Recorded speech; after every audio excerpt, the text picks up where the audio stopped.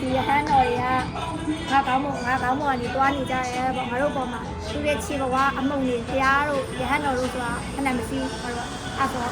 မြင့်မို့တောင်ရင်းမှာပါဗျာ မြင့်မို့တောင်ရင်းမှာအဲ့မှာနန္ဒပရဏနဂါမင်းနဲ့သူ့ရဲ့အပေါင်းပါရစောက်ပွဲတောက်ပွဲလုပ်နေကြတာ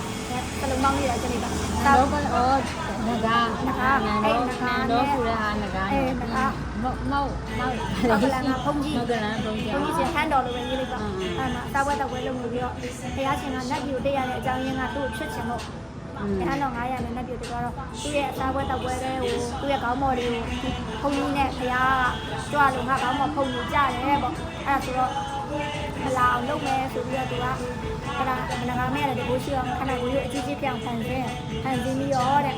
အဲ့မြင့်မို့တောင်ရဲ့အရင်မှနေရမလားမြင့်မို့တောင်ကအကြီးကြီးမလားမလို့တော့ကြောင်းမြင့်မို့တောင်မျိုးပတ်တယ်သူခဏကိုနဲ့ပတ်ပြီးတော့မြင့်မို့တောင်ရဲ့ထိတ်ဒါတောင်ဆိုရင်တောင်ရဲ့အရင်ကလေးပတ်ဒါပြီးတော့သူ့ရဲ့ထိတ်ကငွေဆိုရင်ဒီလိုပတ်ပြီးဒီလိုအုပ်တာပြောမလားတောင်မျိုးအဲ့လိုအုပ်ထားလိုက်တယ်အဲ့လိုအုပ်ထားလိုက်တဲ့အခါကျရှင်းလာကြတာလေကျွန်မတို့ရှင်းကြလည်းမရှင်းကြဘူးလေအဲ့ကြောင့်မဖတ်ရသေးဘူးအဲ့လိုအုပ်တဲ့အခါကျတော့ဒါကြောင့်အရှင်ရချပါလာတာဘုန်းကြီးတပါးတက်လား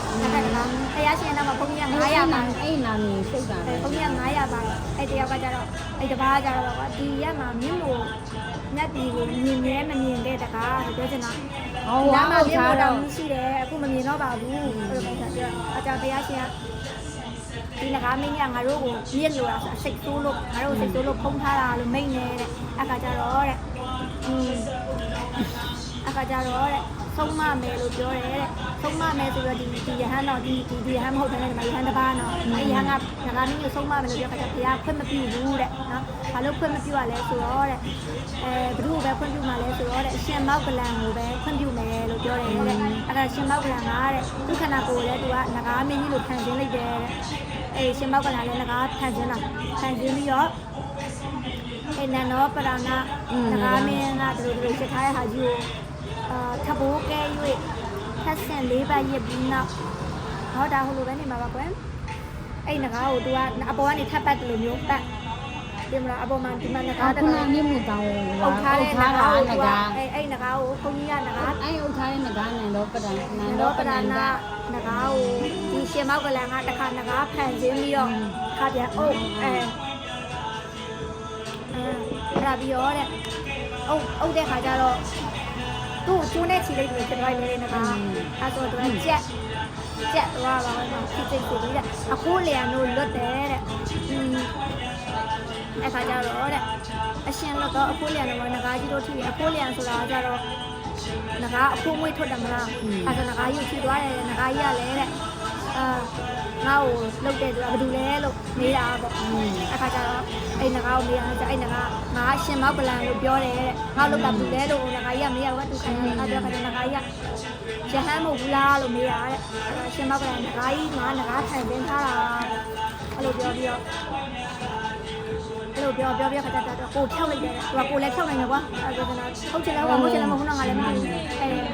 ဒါအစငကားကြီးလောက်ထားတယ်နောက်ကျငါရှင်မောက်ကလန်နဲ့ပြောပြီးတော့ကိုဖြောက်တယ်ဖြောက်ပြီးတော့ကိုဖြောက်တာရှင်မောက်ကလန်ကိုဖြောက်ပြီးတော့အဲ့နန္ဒောပရဏငကားရဲ့နားထဲကနေဝင်ငကားရဲ့နားထဲကနေဝင်ပြီးတော့လက်ပတ်သွားလာဝင်လိုက်ထွက်လိုက်လို့နှာခေါင်းထဲဝင်လိုက်ထွက်လိုက်အဲ့ခါကျတော့သူကဝင်လိုက်ထွက်လိုက်လုပ်တဲ့ခါကျတော့ရှင်နောက်လျှောက်သွားနေရပါကွာအခါကျတော့တဲ့ရှင်မောက်ကလန်ကလည်းဖះရှင်ကိုပြန်လျှောက်တယ်တဲ့ကျွန်ုပ်ကတဘိုးအရာမှာလေ့လာပြီးပြီပေါ့ဒီနဂါးကိုတသိန်းမှဖြစ်ဖြစ်အဲ့နဂါးတစ်ကောင်နဲ့ပေါ့အကောင်တသိန်းဆိုတာကျွန်ုပ်ကဆုံးမနိုင်တယ်ဆိုပြီးတော့ဖះရှင်ကိုပြောတယ်တဲ့အခါကျနဂါးကြီးကလည်းသူ့ရဲ့ဘိုက်ကိုသူငါရဲ့ဝင်ထဲကိုဘယ်လိုဝင်သွားလဲငါမမြင်လိုက်ဘူးပေါ့ထွက်လာရင်တော့ငါဝါပလိုက်မယ်လို့တွေးပြီးတော့တဲ့ငါ့ကိုမငင်းစဲနဲ့ထွက်လို့ပြောတယ်အခါထွက်တယ်တဲ့ထွက်ပြီးတော့အဲ့ရှင်မောက်ကလည်းထွက်ခဲ့တယ်ငါခဏပေါ်လည်းထွက်ခဲ့ပြီးတော့သူ့ရှင်မှာရက်တဲ့ခါကျတော့တဲ့ငါကြီးကလည်းဒီကောင်လားငါ့ကိုလှုပ်တဲ့လို့ဆိုပြီးတော့သူ့နှာခေါင်းကလေးနဲ့မှုတ်လိုက်တဲ့ခါကျတော့တဲ့အဲ့ရဟန်းတော်ကတကိုးရှိတဲ့ခါကျတော့တမပတ်တကိုးရှိတော့သူ့ရဲ့လေကိုကွယ်လိုက်တယ်ငါကြီးမှုတ်လိုက်တဲ့နှာခေါင်းကလေကိုကွယ်လိုက်တယ်သူကကွယ်လိုက်တဲ့သူ့မထီတော့ဘူးအခါကျတော့ရှင်မောက်ကလည်းငါဒါလည်းတတ်နိုင်တာပါလားပေါ့အခါကျတော့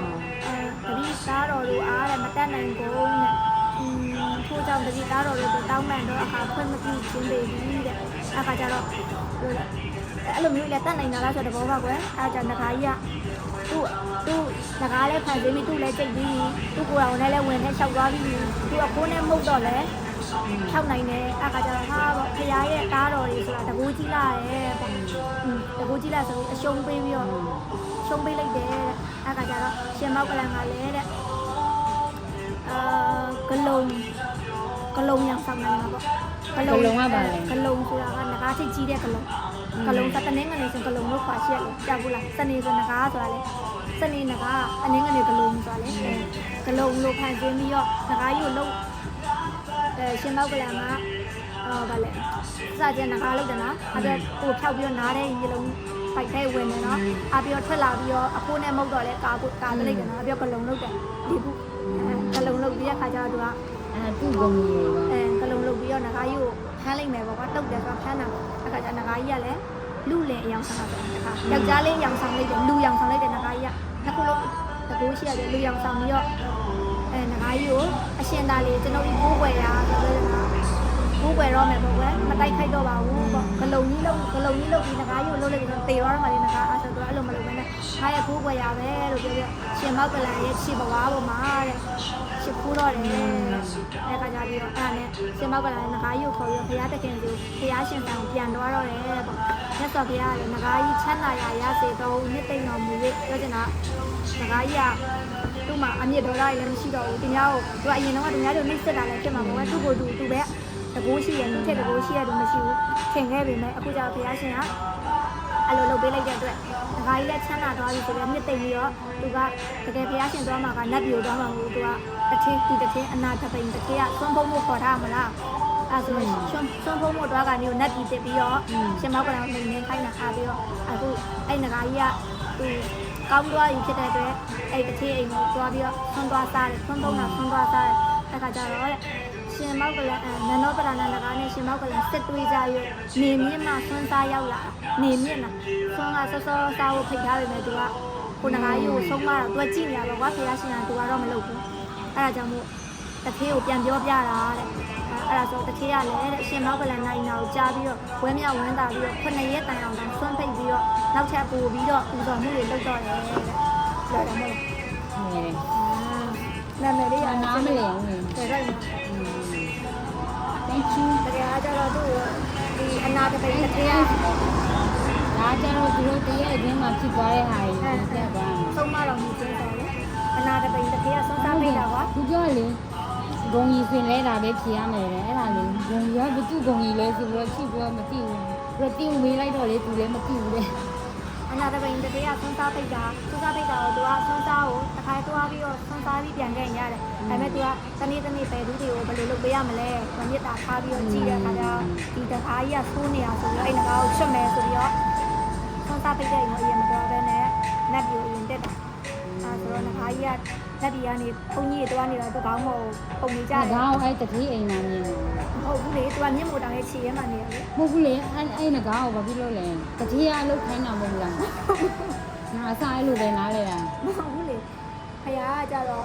့ဘသူပါဖြစ်နေလို့မကောင်းတဲ့လူတွေဆိုရင်သူကကောင်းလုပ်ပေးချင်တာကွာသူ့ရဲ့ကွာအဲ့ဒါဘာလို့အဲ့ကျမှတတိယပါလာလဲတတိယဘာလို့ပါလဲဆိုတော့တတိယကိုသူကပြန်ပြောပြလို့